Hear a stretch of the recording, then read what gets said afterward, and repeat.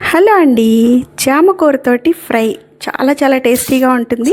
దీనికోసం ఒక చిన్న గ్లాస్ తోటి పచ్చి శనగపప్పు నానబెట్టాను ఒక గంట ముందుగా.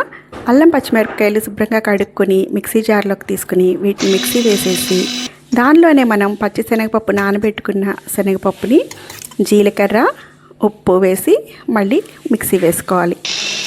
ఆ తర్వాత చామకూర ఆకుల్ని శుభ్రంగా కడిగేసేసి చిన్నగా కట్ చేసి పెట్టుకోవాలి.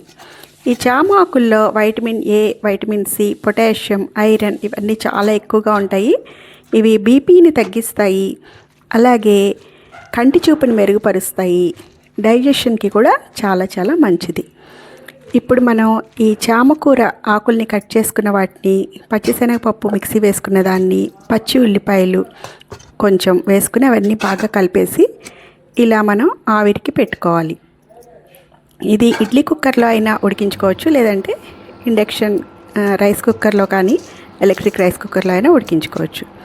అది స్టీమ్ అవుతుంది. ఈలోగా మనం బాండీ పెట్టుకుని కొంచెం నూనె వేసుకుని పచ్చిశనగపప్పు, మినపప్పు, ఆవాలు, జీలకర్ర, ఎండుమిర్చి ఇవన్నీ కూడా వేసి పోపు వేగిపోయిన తర్వాత కరివేపాకు కూడా వేసి బాగా వేగిన తర్వాత ఉల్లిపాయ ముక్కలు, ఒక క్యారెట్ కూడా వేసాను సన్నగా కట్ చేసుకున్నవి, ఇవి కూడా వేసేసి ఇందాక మనం స్టీమ్ పెట్టుకున్న దానిలో ఉప్పు ఆల్రెడీ వేసాము. ఇప్పుడు దీనికి సరిపడగా కొంచెం ఉప్పు, పసుపు వేసుకుని బాగా కలిపి మూత పెట్టాలి. ఇది కొంచెం వేగిపోయింది.